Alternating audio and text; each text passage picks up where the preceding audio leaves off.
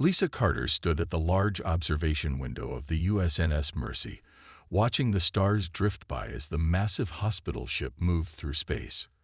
Her white medical uniform reflected in the reinforced glass, and she could see the tired lines around her eyes.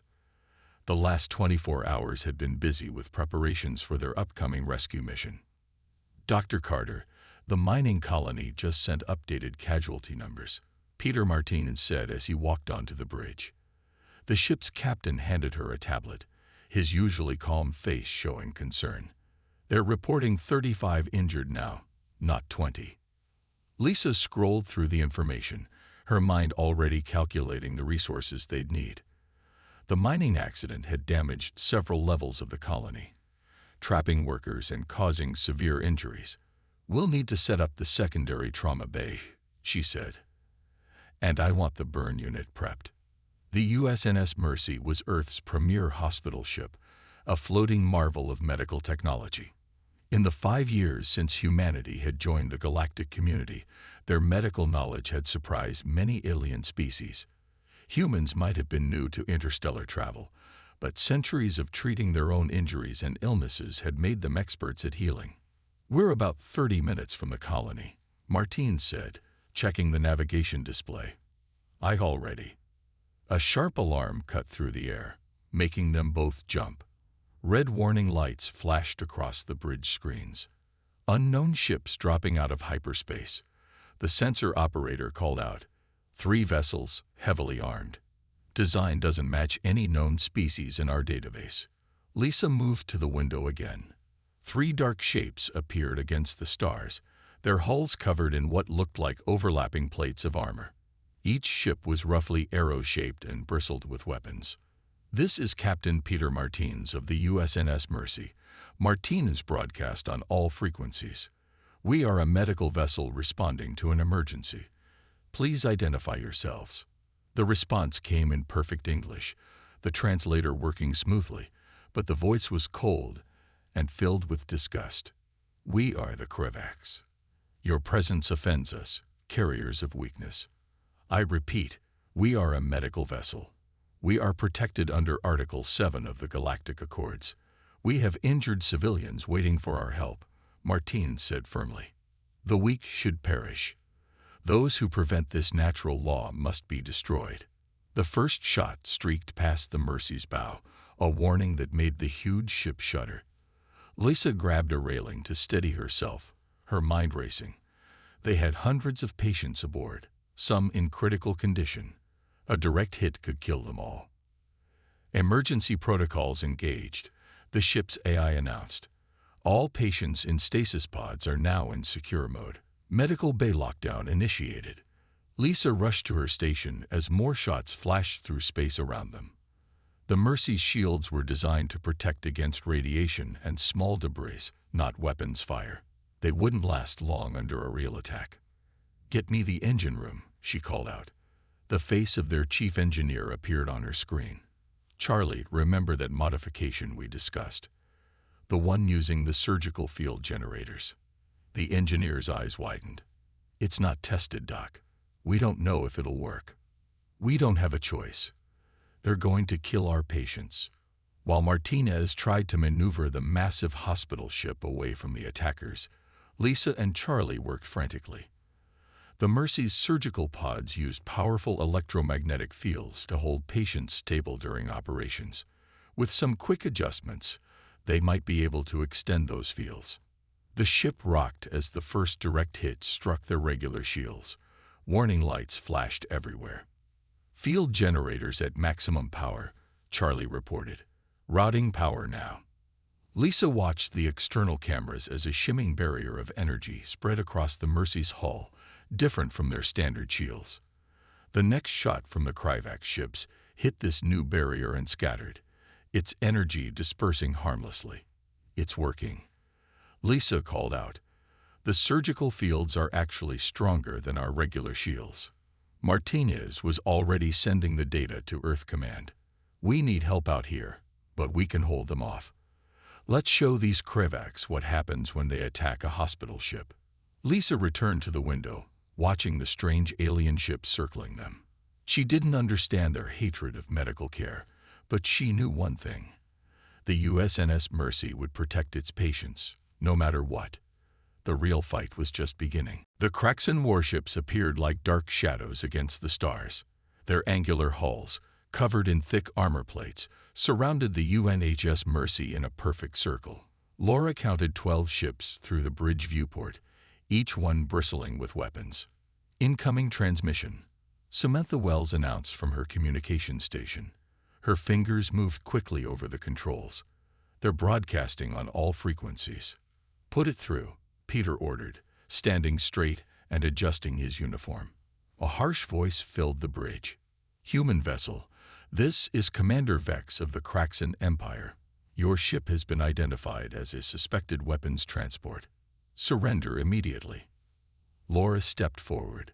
This is Chief Medical Officer Laura Mitchell of the UNHS Mercy. We are a registered hospital ship protected under Section 7 of the Galactic Peace Accords. We have 43 of your own people under our care. A convenient cover, Commander Vex replied. His voice pricked with suspicion. Our intelligence suggests humans are using medical vessels to transport advanced weapons. Peter joined the conversation. Commander, I am First Officer Peter Davidson. I invite you to send an inspection team. We will give them full access to verify our medical status. The bridge crew waited in tense silence. Laura watched the tactical display, noting how the Kracken ships had positioned themselves to cover every possible escape route. Your offer is noted, Vex said finally. But humans are known for their deceptions. We detect unusual energy readings from your vessel. Ryan quickly checked his tablet. Those are our surgical units and stasis pods, he whispered to Laura. They have unique power signatures. Laura tried again. Commander, those energy readings are from our medical equipment. We have critical patients in stasis. If we power down those systems, people will die. Send them our medical logs, Peter suggested. Full access to our inventory and patient records. Laura nodded, and Ryan began transmitting the data. She knew their chances were slim. The Krackens were famous for their paranoia, seeing threats where none existed. But she had to try. Too many lives depended on it. Dr. Mitchell. A nurse called from the doorway. The patients are getting worse. The Zentaran empath in Ward 3 is having seizures from the emotional stress. Laura turned to Ryan. Go. Help them set up psychic dampeners. Try to keep everyone calm. Her assistant hurried off the bridge. On the tactical display, the Kracken ships were powering up their weapons. Their actions sent waves of fear through the bridge crew. Laura felt her hands shake, but kept her voice steady. Commander Vex, I remind you that firing on a medical vessel is a Class 1 violation of galactic law. There are over 2,000 patients aboard, including civilians from neutral worlds. If you are truly a medical ship, Vex responded, lower your shields and prepare to be boarded. Any resistance will be considered proof of hostile intent. Peter looked at Laura. They both knew lowering the shields would leave their patients completely vulnerable. One stray shot could decompress entire wards. We can't risk it, Laura said quietly. Some of our patients wouldn't survive an emergency seal-off if something went wrong. This is your final warning, Vex announced. Lower your shields, or we will open fire. Peter turned to Samantha. Send an emergency distress signal. All frequencies, maximum power. They're jamming our communications. Samantha's fingers flew over her console. I'll try to punch through. Laura watched helplessly as the Kracken ships charged their main guns. The tactical display showed their weapon ports glowing with deadly energy. She thought of all the patients in her care, the children, the elderly, the critically wounded. They had come to the Mercy seeking help, trusting in the protection of galactic law. Commander, she tried one last time. There are members of 12 different species aboard. This will be an act of war against all of them. The only response was silence. On the tactical display, the first Kracken ship locked its weapons on the Mercy's engines. John Baker stood in the control room of the USNS Hope, watching his security team install the last of Dr. Amy Patterson's defense systems. The warning from Earth had arrived 6 hours ago, and they hadn't wasted a minute getting ready. "The modified stasis fields are online," Amy said, checking her tablet. Her dark hair was messy from crawling through maintenance tunnels all day, installing her new devices. "But I still think we're crazy for trying this." John walked over to her station, looking at the complex diagrams on her screen. "Crazy is what we do best. Tell me again how this works." Amy pulled up a simulation. "We're taking everything in the medical bay and turning it into a weapon. But not the kind that kills." She pointed to different parts of the diagram. "The stasis pods that keep patients stable during surgery. Now they can project their fields outside the ship. The surgical lasers, reprogrammed to target weapons instead of tumors. Even the quarantine systems can be used to seal off parts of enemy ships." The ship's intercom crackled. "Security Chief Baker to the bridge. Multiple contacts just appeared on long-range sensors." "Here we go," John said. He turned to his security team. "Remember, we're still a hospital ship. We don't kill if we can help it. Our job is to protect our patients and crew." On the bridge, the main screen showed 3 Kryvac ships approaching. They looked just like the ones that had attacked the Mercy. Dark, arrow-shaped, and covered in armored plates. "They're broadcasting," the communications officer said. The same cold voice they'd been warned about filled the bridge. "Carriers of weakness, prepare to be cleansed." "This is the USNS Hope," John replied calmly. "We have over 200 patients aboard, including 30 children. Stand down, or we will defend ourselves." The Kryvac ships launched their first attack run, but the Hope was ready. "Stasis fields at full power," Amy called out. The shield of surgical energy spread across the ship's hull, just like it had on the Mercy. But Amy had made improvements. Adding pulse frequency now. The next shot from the Kryvac ships hit their shield and bounced back, striking one of the attacking vessels. The alien ship spun sideways, its weapons temporarily disabled. "How did you do that?" John asked. "Changed the stasis field's frequency to match their weapons. Instead of absorbing the energy, it reflects it." Amy's fingers flew over her controls. "But that's not all. Watch this." She activated another system.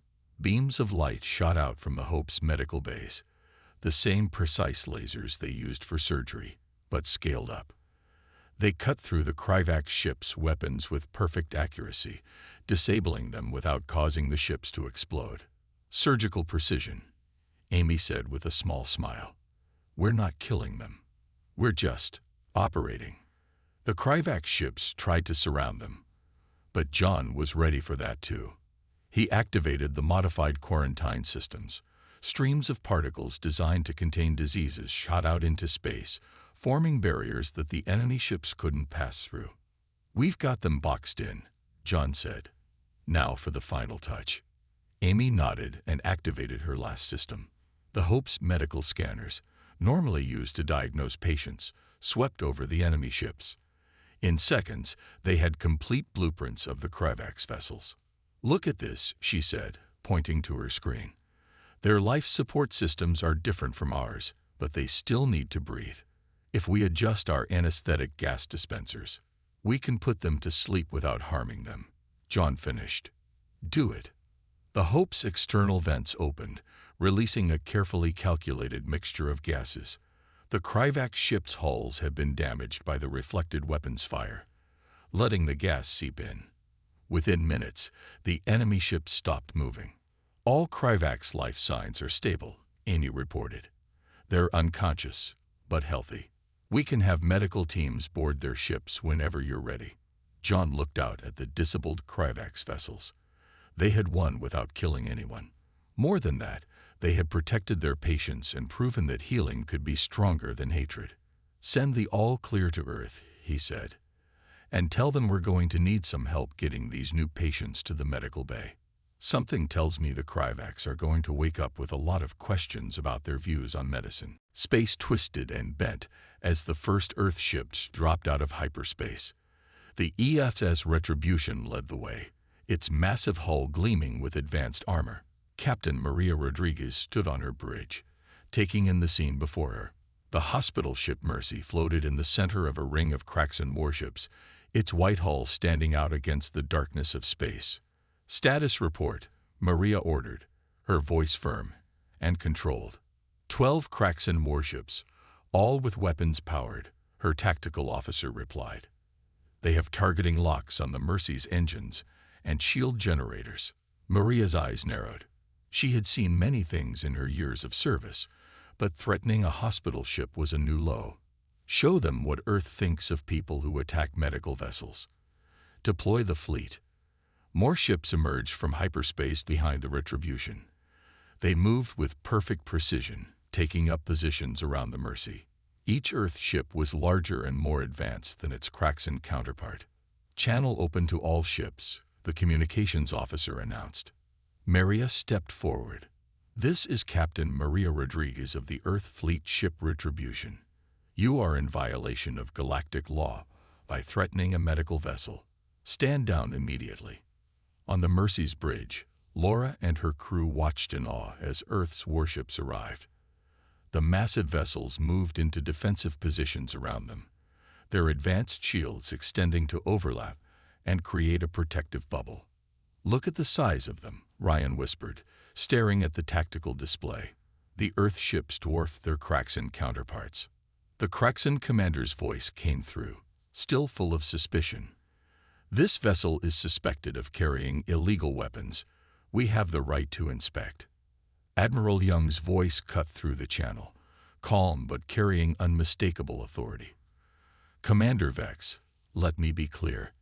The UNHS Mercy is a registered hospital ship carrying 2,000 patients, including 43 of your own people.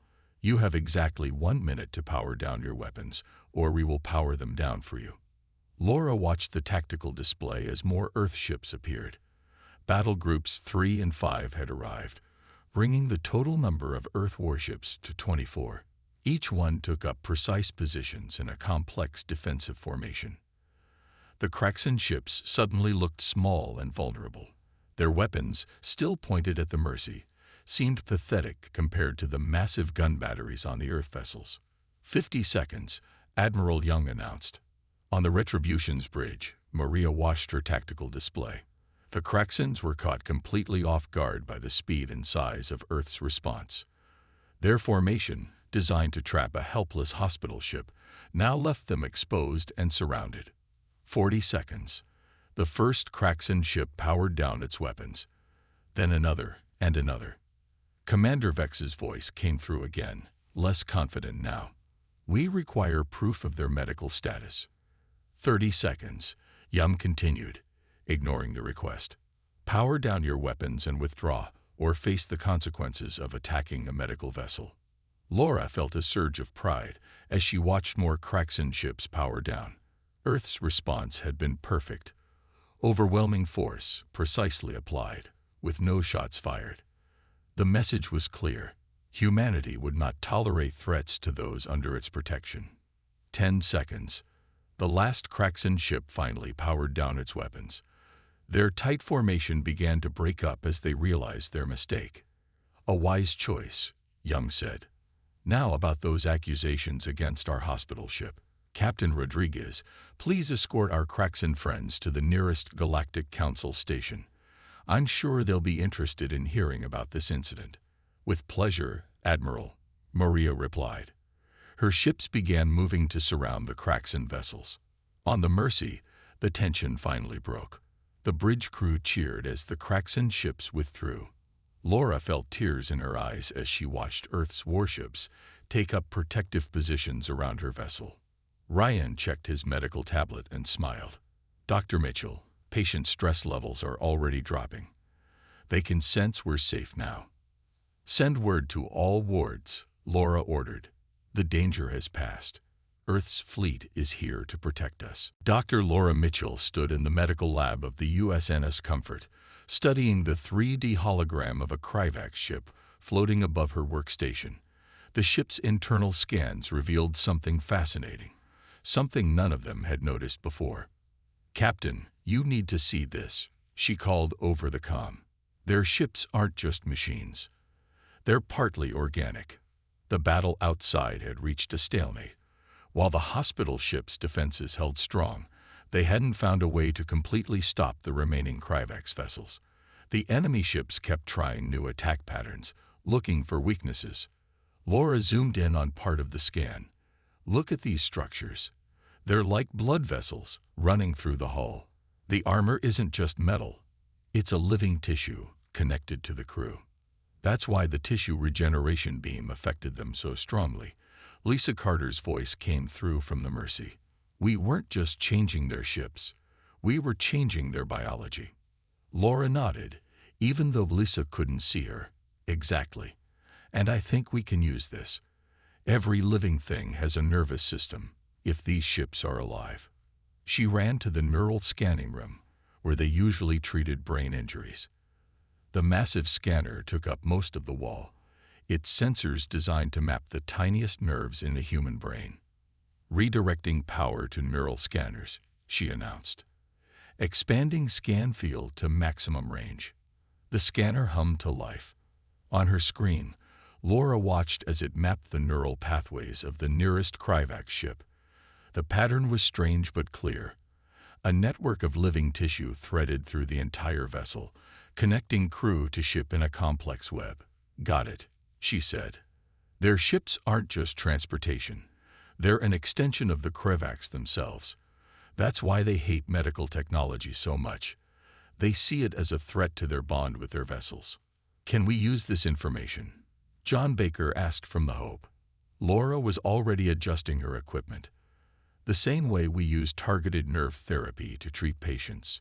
Instead of blocking pain signals, we can block their control signals. No harm done, but their ships won't respond to commands." She activated the modified neural scanner. An invisible beam shot out from the comfort, hitting the nearest Kryvax ship. For a moment, nothing happened. Then the ship's movements became jerky and uncoordinated. "It's working," Laura said. "Quick, send these modifications to the Mercy and Hope." Soon, all three hospital ships were using their neural scanning equipment in new ways. The Kryvax ships moved like they were drunk, unable to aim their weapons properly. Some spun in circles, their crews unable to control them. But Laura noticed something else in her scans. These readings, their neural patterns show fear. Not of us, but of something else. Something in their past. She dug deeper into the scans, studying the Kryvax brain's patterns. Years of treating trauma patients had taught her to recognize the signs. They're survivors. Their whole species, they survived something terrible. Something that made them terrified of depending on outside help. "Can you tell what happened?" Lisa asked. "Not exactly. But their fear of medical treatment isn't natural. It's learned. Something in their history taught them to see it as a threat." Laura looked at the neural patterns again. "We're not just fighting their ships. We're fighting their trauma." The Comfort's captain spoke up. "Then maybe it's time to stop fighting and start healing. That's what we do best, isn't it?" Laura smiled and began reprogramming her scanner again. This time, she set it to the frequencies they used to treat anxiety and panic disorders. As the beam hit the Kryvax ships, their erratic movements began to calm. "Their neural patterns are stabilizing," she reported. I think they're ready to listen." Outside the Comfort's windows, the Kryvax ships had stopped attacking. Their crews, touched by the gentle neural therapy, were experiencing something they hadn't felt in generations. Peace. Commander Eric Thompson arrived at the space station Unity aboard his small diplomatic vessel. Below him, Earth shone like a blue jewel. Around the station, ships from 20 different alien species had gathered to witness something unprecedented, a peace talk with the mysterious Kryvax. The three hospital ships floated nearby, their white hulls bearing scorch marks from battle, but still proud and strong. The captured Kryvax vessels were there too, their living armor slowly returning to normal under careful medical treatment. "The Galactic Council is ready," Susan Wright said, meeting him at the airlock. Her diplomatic uniform was pressed perfectly, but her eyes showed how little she had slept. The Kryvax leader agreed to speak after we showed them the neural scan results. They walked to the main conference room. Representatives from dozens of worlds sat in a circle, their environmental suits and translation devices creating a low hum. In the center, a hologram showed the battle footage from all 3 hospital ships. "They're arriving now," Susan whispered. The Kryvax delegation entered. Their environmental suits were dark and angular, like their ships, but Eric could see they moved carefully, almost fearfully. The neural therapy had stripped away generations of aggressive programming, leaving them vulnerable and confused. The Kryvax leader stepped forward. Through the translator, their voice sounded different from before, no longer cold, but uncertain. "We have come to understand our error." Eric stood up. "We want to understand too. Dr. Mitchell's scans showed trauma in your species past, something that made you fear medical treatment." The Kryvax leader was quiet for a moment. Then they reached up and did something none of them expected. They removed their helmet. The face underneath was scared, but had gentle eyes. 2,000 years ago, our people were different," they said. "We lived in peace, like many of you, but then the plague came. Our doctors tried to help, but their treatments made it worse.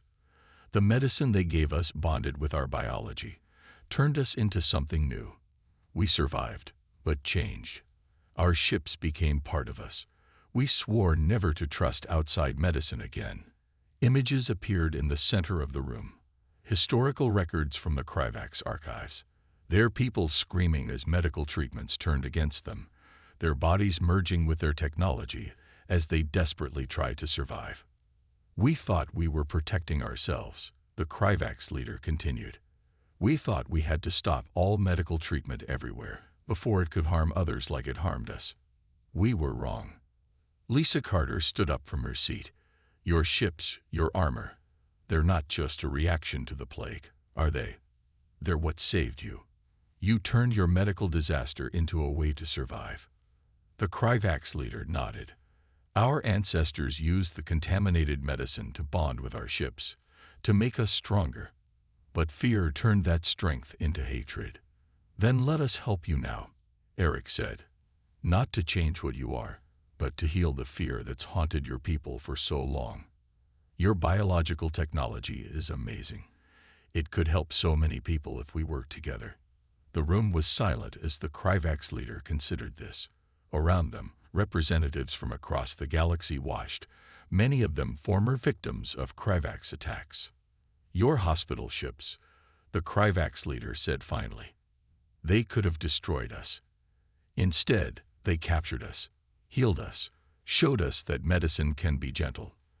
They turned to face the gathered aliens. We ask for forgiveness, and for a chance to learn a new way." Eric smiled.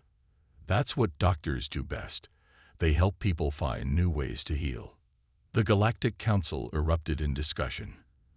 But Eric could see in their faces that the worst was over. The Kryvax hadn't just been defeated. They had been helped. Their hatred of medicine hadn't been cured with weapons, but with the very thing they feared: healing hands and caring hearts. Outside the station windows, the hospital ships continued their silent watch, proof that humanity's greatest strength wasn't in its ability to fight, but in its unwavering commitment to help others, even those who started as enemies. 6 months after the battle, Lisa Carter walked through the new medical bay of the USNS Mercy. The ship had been refitted with technology that blended human and Kryvax designs. The walls pulsed softly with living tissue, helping to heal patients more quickly. But the biggest change was in the patients themselves.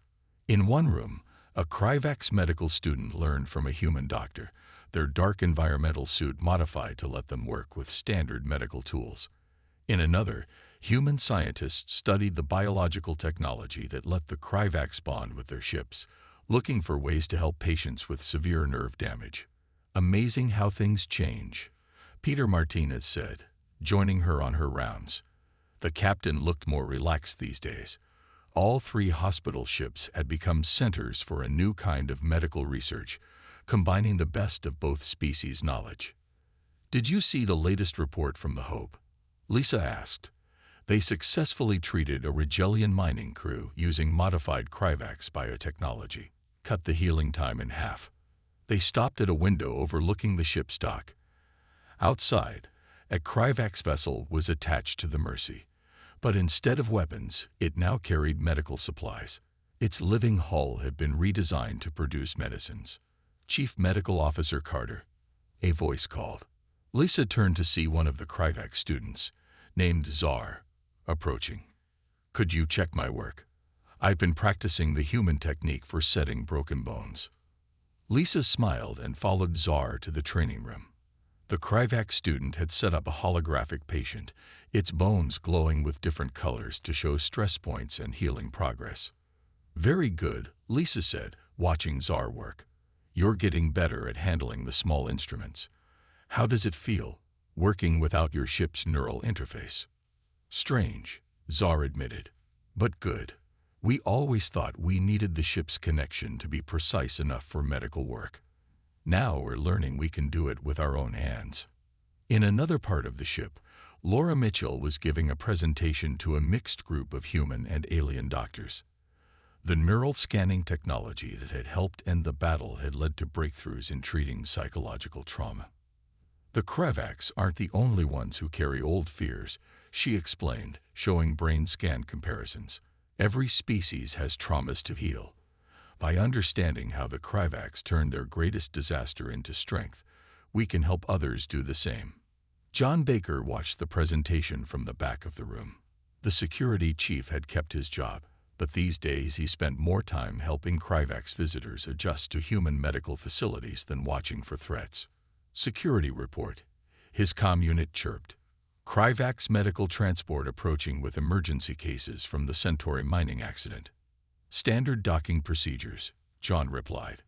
"Have medical teams standing by." He paused, then added, "Both human and Kryvax teams."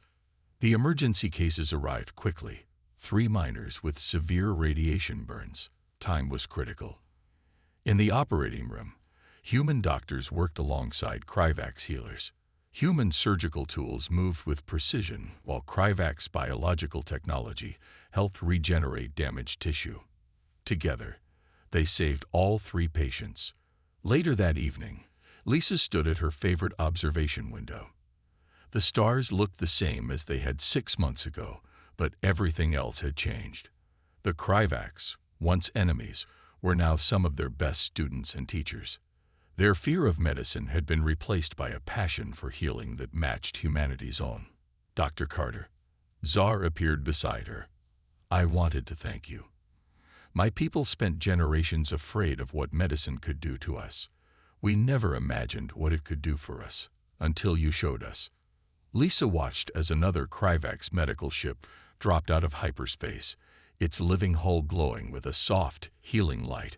It was no longer a sight that brought fear, but hope. "That's the real power of medicine," she said. "Not just healing bodies, but healing hearts and minds. Even the deepest wounds can heal if we give them the chance." Together, they watched the ships dock, carrying new patients, new students, and new opportunities to learn from each other. The hospital ships had won more than a battle. They had won a future where healing knew no boundaries, and where former enemies worked side by side to save lives.